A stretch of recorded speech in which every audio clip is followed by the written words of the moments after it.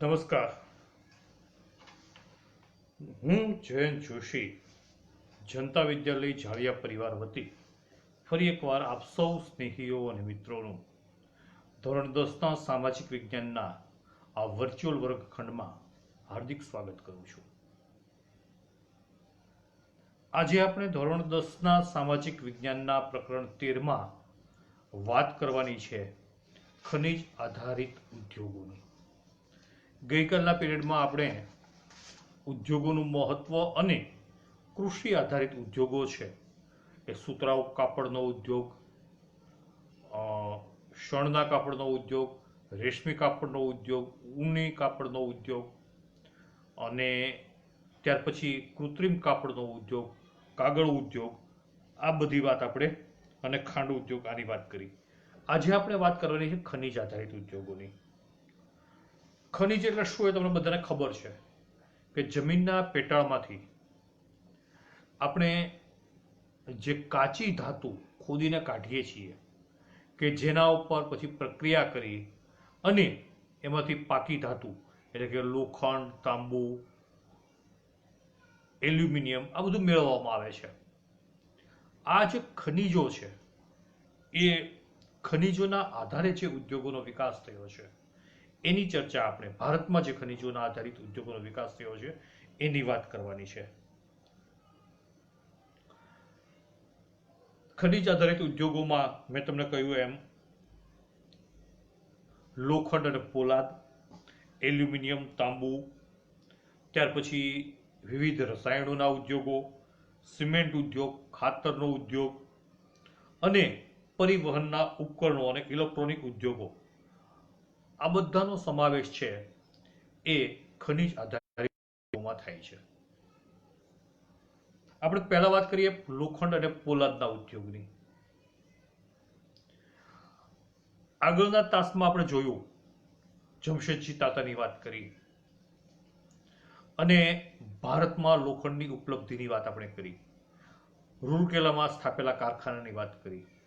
આ લોખંડ અને પોલાદનો ઉદ્યોગ એ ખરેખર જોઈએ તો ઔદ્યોગિક વિકાસની ધરી સમાન છે. ઔદ્યોગિક વિકાસ વધારે એટલે આર્થિક વિકાસ વધારે, એટલે ઔદ્યોગિક અને આર્થિક વિકાસની ધરી સમાન છે. એટલે તેના ઉત્પાદનોથી જ અન્ય ઉદ્યોગોના યંત્રો અને અન્ય સંરચનાનું નિર્માણ થાય છે. એટલે આ ઉદ્યોગને ચાવીરૂપ ઉદ્યોગ પણ ગણી શકાય. કોને? લોખંડ અને પોલાદના ઉદ્યોગને. ભારતમાં લોખંડ બનાવવાનો ઉદ્યોગ ખૂબ પ્રાચીન છે.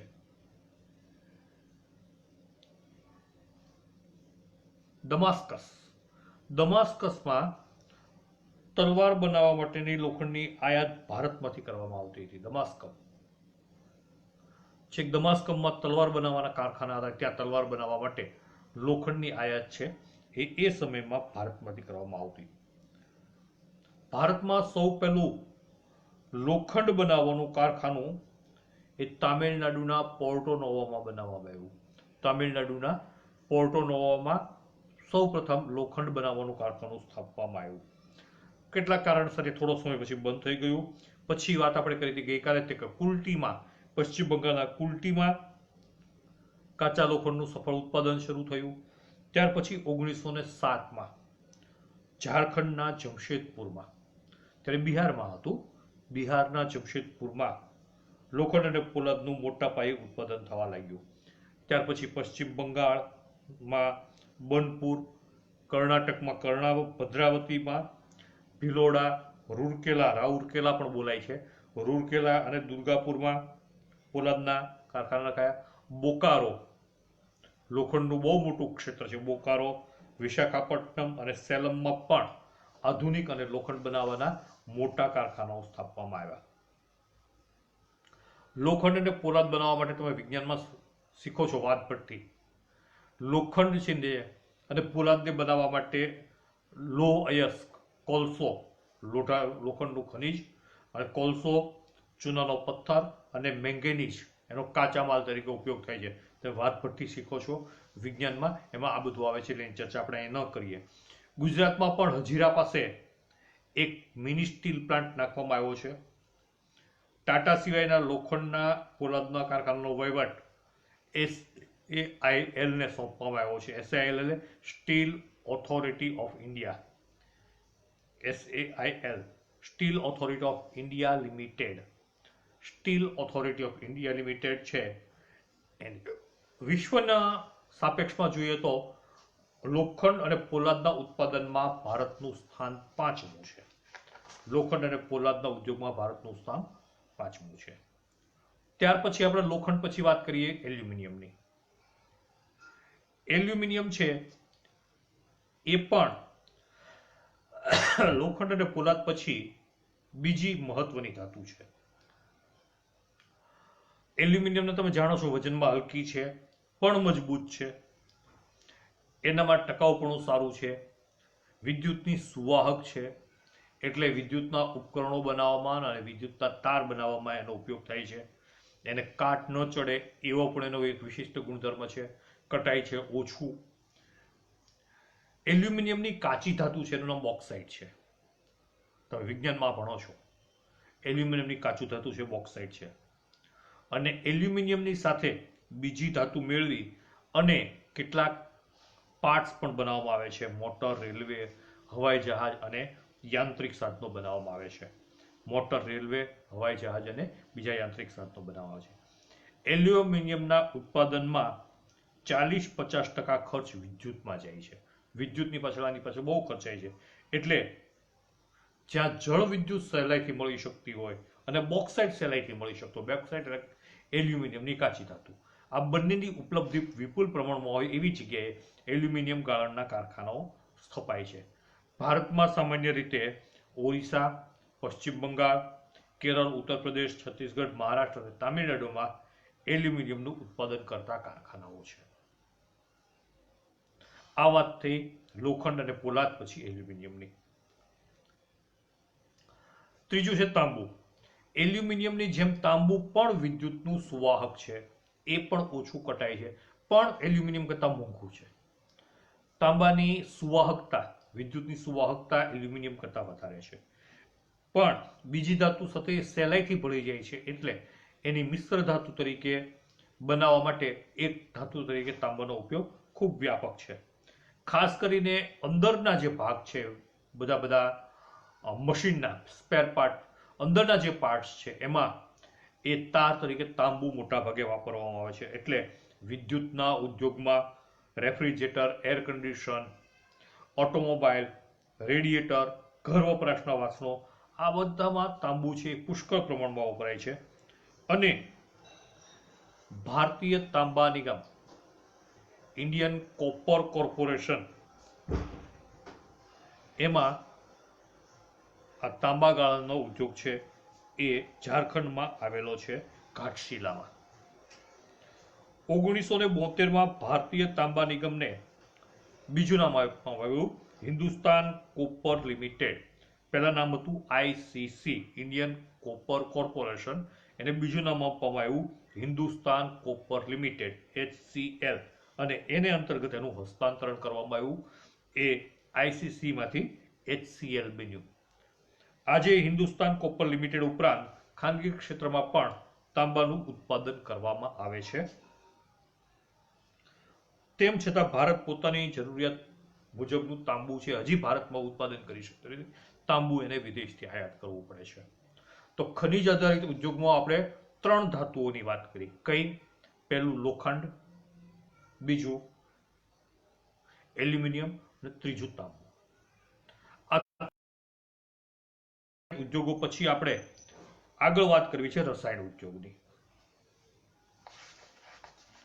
રસાયણ ઉદ્યોગ એ પણ બહુ મહત્વનો ઉદ્યોગ છે.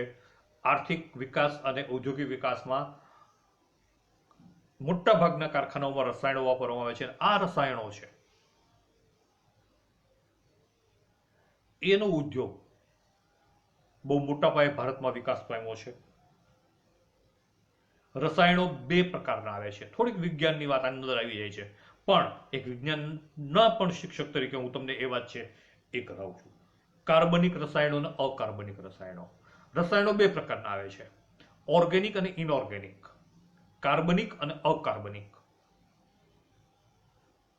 કાર્બનિક એટલે એવા રસાયણો કે જેનો એક ભાગ છે એ કાર્બન હોય, જેમાં કાર્બનનો સમાવેશ થતો હોય એવા રસાયણો, અને જેમાં કાર્બનનો સમાવેશ ન થતો હોય એવા રસાયણોને અકાર્બનિક કહીએ છીએ.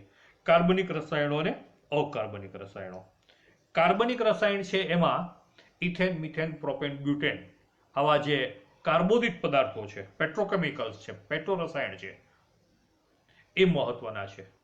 કારણ કે કાર્બન છે કેટિનેશનનો ગુણધર્મ ધરાવે છે, એવું તો વિજ્ઞાનમાં ભણો છો. એટલે એ લાંબી લાંબી શૃંખલા બનાવે છે. કાર્બનની સાથે બીજો કાર્બન જોડાય, કાર્બનની સાથે હાઇડ્રોજન જોડાય, તો ethane, methane, propane, butane, propane, hexane આ બધા એ પેટ્રો રસાયણના વિવિધ સ્વરૂપો છે. અને આ પેટ્રો રસાયણો જે છે એના કારણે કાર્બનિક રસાયણનો ઉદ્યોગ છે એ ખૂબ વિકસ્યો છે. અને એમાંથી કૃત્રિમ રેસાઓ બનાવવામાં આવે છે, એમાંથી પોલિથીન, પોલિમર, પીવીસી આ બધું એમાંથી બનાવવામાં આવે છે. એટલે કૃત્રિમ રેસાઓ, કૃત્રિમ રબર, આપણે જે અનબ્રેકેબલ પ્લાસ્ટિક જોઈએ છે એવા પ્લાસ્ટિક, રંગ, રસાયણ અને દવાઓ આ પેટ્રોકેમિકલ્સમાંથી બનાવવામાં આવે છે. એટલે પેટ્રોકેમિકલ્સમાંથી બનતા, કાર્બનિક રસાયણોમાંથી બનતા આ બધી બાબતો, વસ્તુઓ છે એનો ઉદ્યોગ ખૂબ જ વિકસ્યો છે. કાર્બનિક રસાયણ ઉદ્યોગ ખનિજ તેલ, રિફાઇનરી અને પેટ્રોકેમિકલ કેન્દ્રોની નજીક જોવા મળે છે. જ્યાં ખનિજ તેલ મળતું હોય ત્યાં ખનિજ તેલમાંથી ઉપરના ભાગમાંથી જે 1 થી 18 કાર્બન હોય એ ભાગ છે એ તમે વાત ભઠ્ઠીમાં પેટ્રોલિયમના વિભાગીય નિસ્યંદનમાં શીખો છો. એ પેટ્રો રસાયણો છે. એટલે જ્યાં રિફાઇનરી હોય એની આજુબાજુ આ બધા પેટ્રોકેમિકલ્સના કારખાનાઓ છે એ જોવા મળે છે. બીજી વાત કરીએ અકાર્બનિક રસાયણોની, તો જેની અંદર કાર્બનનો સમાવેશ નથી એવા રસાયણો, એમાં જુદા જુદા acid, sulphuric acid H2SO4, hydrochloric acid HCl આ બધા છે. ક્ષારી સામગ્રી, સોડા એશ, કોસ્ટિક સોડા આ બધા જે પદાર્થો છે જે અકાર્બનિક છે. એટલે ગંધકનો તેજાબ, nitric acid, sulphuric acid, hydrochloric acid, caustic soda, ખાવાનો સોડા, ધોવાનો સોડા, બોરિક પાવડર આ બધા છે એ કેવા છે? અકાર્બનિક સંયોજનો છે. અને આ કાર્બનિક સંયોજનો છે એ જંતુનાશક બનાવવામાં ખૂબ ઉપયોગી છે. અને ઘણી બધી બાબતોમાં આ બધા રસાયણોનો આપણે ઉપયોગ કરીએ છીએ. ગુજરાતનું સ્થાન પણ ભારતમાં રસાયણ ઉદ્યોગમાં બહુ મોખરાનું છે. અંકલેશ્વર અને એની બાજુ આજુબાજુ, ભરૂચની આજુબાજુ, અમદાવાદ અને અમદાવાદની આજુબાજુ, વડોદરા આ બધા આ પેટ્રોકેમિકલ્સ માટે અને બીજા રસાયણો, એટલે ઓર્ગેનિક અને ઓર્ગેનિક બંને, કાર્બનિક અને અકાર્બનિક બંને પ્રકારના રસાયણોના ઉત્પાદનના કેન્દ્રો છે એ આ પટ્ટામાં આવેલા છે. ક્યાં? ભરૂચ, અંકલેશ્વર, વડોદરા અને અમદાવાદ આ વિસ્તારમાં એ છે. અને ગુજરાતનું સ્થાન ભારતમાં રસાયણ ઉદ્યોગમાં મોખરાનું છે. રાસાયણિક ખાતર, યુરિયા, ડીએપી આ બધા રાસાયણિક ખાતરો જે ખેતીવાડીમાં આપણે એનો ઉપયોગ કરીએ છીએ, આ કારખાનાઓ છે એ પણ ઉદ્યોગોમાં બહુ મહત્વનું સ્થાન ધરાવે છે. રાસાયણિક ખાતરો, કૃત્રિમ રાસાયણિક ખાતરો બનાવવાનું પહેલું કારખાનું 1906માં સ્થાપવામાં આવ્યું હતું. 1906માં. ક્યાં? તો કે તામિલનાડુના રાનીપેટમાં. તામિલનાડુના રાનીપેટમાં 1906માં આ કારખાનું સ્થાપવામાં આવ્યું હતું. આ ઉદ્યોગનો વિકાસ બિહારમાં થયો. બિહારમાં સિંદરી ખાતે. ગુજરાત, તામિલનાડુ, ઉત્તર પ્રદેશ, પંજાબ અને કેરળ આ તમામ જગ્યાએ રાસાયણિક ખાતર બનાવવાના કેન્દ્રો છે, ઉદ્યોગ કેન્દ્રો છે. ગુજરાતમાં પણ કેટલીક જગ્યાએ, એટલે કંડલામાં, હજીરામાં, કલોલમાં, ભરૂચ, વડોદરા આ તમામ જગ્યાએ રાસાયણિક ખાતર બને છે. ત્યાર પછી આપણે વાત કરીએ છીએ સિમેન્ટ ઉદ્યોગની. જો ખનિજ આધારિત ઉદ્યોગોમાં આપણે શેની વાત કરી ફરી વખત યાદ કરાવી દઉં. 3 ધાતુ આધારિત ઉદ્યોગો, લોખંડનું ઉત્પાદન, એલ્યુમિનિયમનું ઉત્પાદન અને તાંબાનું ઉત્પાદન. પછી આપણે વાત કરી રસાયણ ઉદ્યોગની. એમાં રાસાયણિક જુદા જુદા રસાયણો, કાર્બનિક અને અકાર્બનિક રસાયણો. પછી વાત કરીએ આપણે ખનિજ એટલે રાસાયણિક ખાતરના ઉત્પાદનની. અને હવે વાત કરીએ છીએ આપણે પ્લાસ્ટિકની. પ્લાસ્ટિકના ઉદ્યોગને સનરાઈઝ ઇન્ડસ્ટ્રીઝ પણ કહેવામાં આવે છે. પ્લાસ્ટિકની માંગ દિવસે ને દિવસે વધતી જાય છે. એટલે આ ઉદ્યોગ છે એનો ફેલાવો અને વ્યાપ દિવસે ને દિવસે વધતો જાય છે. કારણ કે એ વોટરપ્રૂફ પ્લાસ્ટિક હોય છે અને બીમામાં ઢાળી શકાય એવું ફ્લેક્સિબલ હોય છે. વોટરપ્રૂફ અને ફ્લેક્સિબિલિટી, આ બે કારણથી એને પેકિંગ માટે બહુ ઉપયોગ થાય છે. એટલે પેકિંગ રસાયણોના સંચયન, ટેક્સટાઇલ ઉદ્યોગ, મકાન બાંધકામ, વાહનો બનાવવાના નિર્માણમાં, ઇલેક્ટ્રોનિક્સ વગેરેમાં એનો ઉપયોગ થાય છે. દિલ્હી, મુંબઈ, કલકત્તા, બેંગ્લોર, વડોદરા, વાપી, કાનપુર, કોઈમ્બતુર અને ચેન્નઈ આ પ્લાસ્ટિક ઉત્પાદનના મુખ્ય કેન્દ્રો છે. ફરીથી યાદ રાખજો, અહીંયા કંઈ સમજાવવાનું નથી, ફક્ત યાદ રાખવાનું છે. માહિતીલક્ષી પાઠ જાજો છે. દિલ્હી, મુંબઈ, કલકત્તા, બેંગ્લોર, વડોદરા, વાપી, કાનપુર, કોઈમ્બતુર, ચેન્નઈ એટલે કે મદ્રાસ એ પ્લાસ્ટિક બનાવવાના કારખાના છે. સિમેન્ટ ઉદ્યોગ, સિમેન્ટનો ઉપયોગ પણ એટલો જ થાય છે વ્યાપકપણે.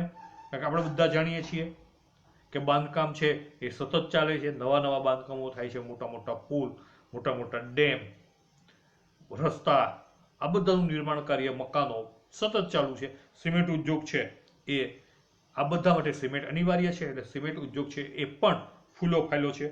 ચીન પછી સિમેન્ટ ઉદ્યોગના ઉત્પાદનમાં ભારતનો ક્રમ બીજો છે.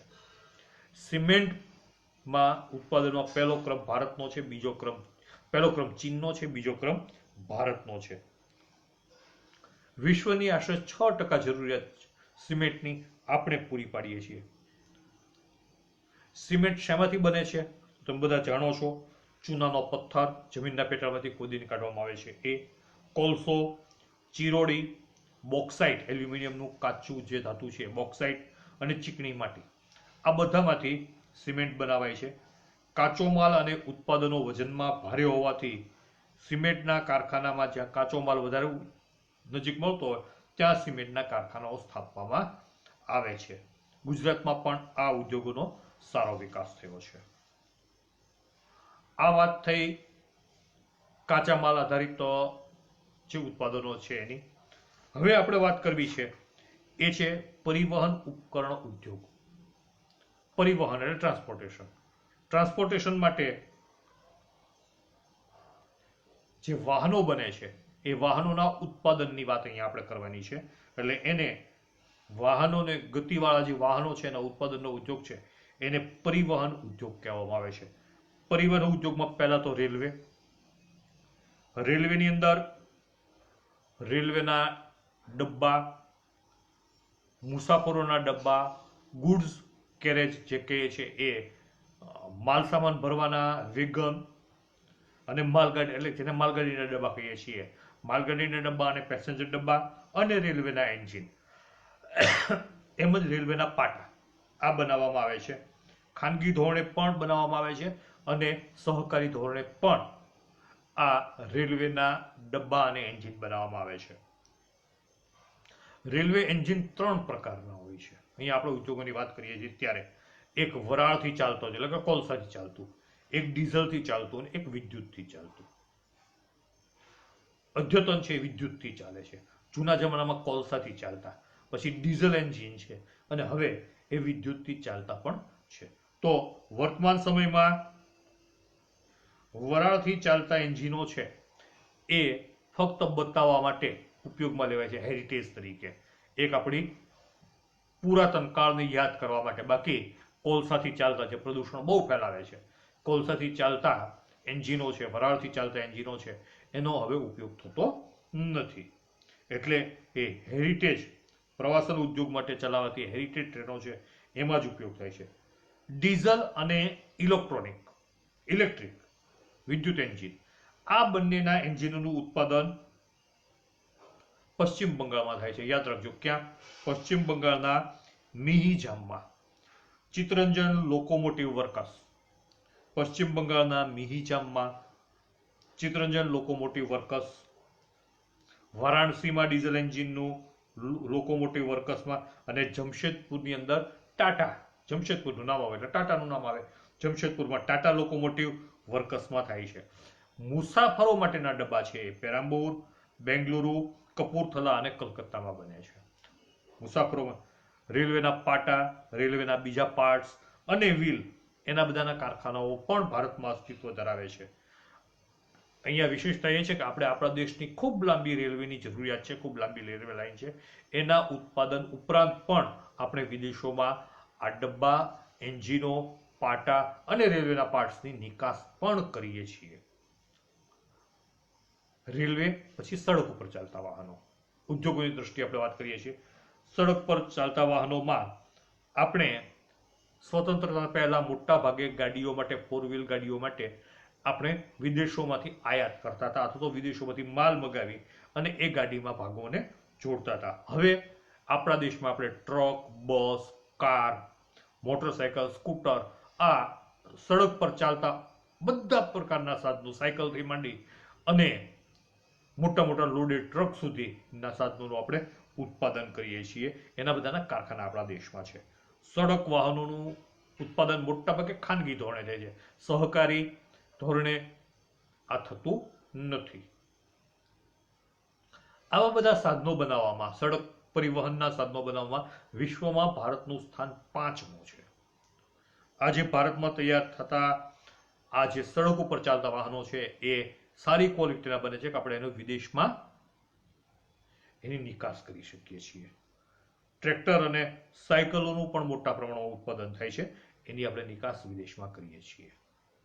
તો પરિવહન ઉપકરણ ઉદ્યોગમાં આપણે પહેલા વાત કરી રેલવેની, પછી વાત કરી સડક ઉપર ચાલતા સાધનો, ટ્રકથી માંડી અને સાયકલ સુધી. હવે વાત કરવી છે જહાજની, જળમાં ચાલતા. આ જહાજના ઉદ્યોગોનું પણ મોટું કેન્દ્ર આપણે અહીંયા છે. એ 5 કેન્દ્રો છે જહાજ બાંધવા માટેના. અદ્યતન જહાજો, મોડર્ન, એ જહાજો બાંધવાના જહાજવાડા છે, જેને કહેવાય છે. એવા 5 જહાજવાડા મુખ્ય કેન્દ્રો આપણા ભારતમાં છે. એમાં વિશાખાપટ્ટનમ, કોલકાતા, કોચી, મુંબઈ અને માર્મગોવા આ જાહેર ક્ષેત્રના છે. ખાનગી ક્ષેત્રની વાત પછી કરીએ છીએ આપણે. 5 કેન્દ્રો જાહેર ક્ષેત્રના છે કે જેમાં જહાજો, અદ્યતન જહાજો બાંધવામાં આવે છે. ફરી વખત નામ આપું છું, માહિતી છે, યાદ રાખવાની છે. કલકત્તા, વિશાખાપટ્ટનમ, કોચી, મુંબઈ અને માર્મગોવા. કોચી અને વિશાખાપટ્ટનમમાં મોટા કદના જે જહાજો છે એનું સર્જન થાય છે. ત્યાં મોટા એ જહાજ બાંધવાના વાડા છે. ખાનગી ક્ષેત્ર છે એ વાહનની ગોદીઓની સ્થાનિક જરૂરિયાતો પૂરી પાડે છે. હેલિકોપ્ટરનું ઉત્પાદન પણ હવે આપણા દેશમાં થાય છે. આપણા દેશમાં હવે આપણે હેલિકોપ્ટર પણ બનાવીએ છીએ. સૈન્યની જરૂરિયાત માટેના હેલિકોપ્ટરો છે એ બેંગલુરુ, કોરાપુટ, નાસિક, હૈદરાબાદ અને લખનૌમાં પણ થાય છે. ભારતમાં હજી યાત્રિકોના પરિવહન માટેના જે જહાજો છે, બોઈંગ ને એ બધા, એનું હજી નિર્માણ થતું નથી. એ આપણે હજી વિદેશથી આયાત કરવા પડે છે કે જેમાં મુસાફરો બેસી અને એક જગ્યાએથી બીજી જગ્યાએ જાય. એ પ્રકારના જહાજો, હવાઈ જહાજો, જેને આપણે પ્લેન કહીએ છીએ, આ પ્લેનનું ઉત્પાદન છે હજી ભારતમાં થતું નથી. પાઠના અંતિમ ચરણમાં આપણે જઈએ છીએ અને એમાં બહુ ફૂલેલો ફાલેલો ઉદ્યોગ, ઇલેક્ટ્રોનિક ઉદ્યોગ. અત્યારે જેની બોલબાલા છે એ રેડિયો સેટ, ટેલિવિઝન, રેડિયો અને ટેલિફોન, આ એક જૂના યુગના ઇલેક્ટ્રોનિક સાધનો છે. એની શરૂઆત 1905થી થઈ. લાંબા સમય સુધી આ ક્ષેત્રમાં બહુ પ્રગતિ ન થઈ, પણ BEL ભારત ઇલેક્ટ્રોનિક્સ લિમિટેડ બેંગ્લોરમાં એની સ્થાપના કરવામાં આવી અને ત્યારે એનો હેતુ હતું સેના, આપણે આકાશવાણી અને હવામાન વિભાગ માટે જરૂરી ઉપકરણો બનાવવા.